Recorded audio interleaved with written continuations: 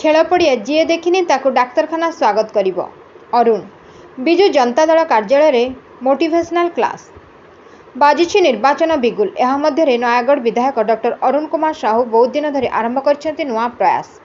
विभिन्न समय छात्र और युवक मानक ने सुस्थ समाज गठन सहित युवक माने किपरि शारीरिक मानसिक स्तर में सुस्थ रहिबे सेथि निमंते आरंभ कर प्रयास।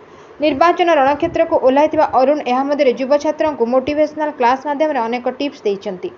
आज विजु जनता दल कार्यालय परिसर में युवक मानक ने एक मोटिवेशनल क्लास करिछन्ति। समाज को सुस्थ रखिबा युवक मानकर अवदान अनेक रही। युवक माने निजको गढ़ी तोलिबा जेतिकी उद्यम करबा कथा सेतिकी उद्यम करुनाहांती। एथिपई अलस्वामी मुख्य कारण बोली डॉक्टर साहू प्रकाश करथिले। प्रत्येक युवक सफलता पाइबा समय अनुसार कार्य करबा निहाती आवश्यक। ठीक समय ठिकणा पदक्षेप नेले अनेक क्षति घटिबो बोली से प्रकाश करथिले। सूर्य जेपरि उदय और अस्तरे अवहेला करुनाही, पशुपक्षी माने सठिक समय सेमानकर निज कार्य करुछन्ति, युवक माने काहेकि अवहेला करुछन्ति बोली प्रश्न करथिले। जो व्यक्ति खेल पड़ियार व्यवहार करिने ताकू मेडिकल स्वागत करिवो।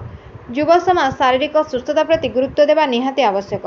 शरीर सुस्थ रहिले निज पई, राज्य पई, देश पई और निज परिवार पई वरदान सदृश हब। युव समाज सदासर्वदा सत कहवा आवश्यक रही। एसहित समाज सेवा करने युव समाज मूल मंत्र हेउ। प्रत्येक दिन निहाती 8 घंटा शोइबार आवश्यकता रही। युव समाज आर्थिक स्वच्छल होगा अधिक परिश्रम करने निहाती आवश्यक। निज परिवार पोषण पर कठिन परिश्रम कर आवश्यकता रही। सदासर्वदा युव समाज कर्मठ होगा दरकार। जो मैंने अलसुआ से पर मुहूर्त में बहुत पछताइबे बोली डॉक्टर साहू प्रकाश करथिले।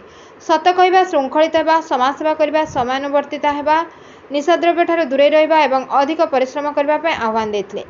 निर्वाचन बिगुल बाजिला समय अरुणकर एही मोटिवेशनल क्लास युवा समाज को आह्वान देछि, जहां को नहीं चर्चा जोर धरी। Bureau report, Ekamra news agency.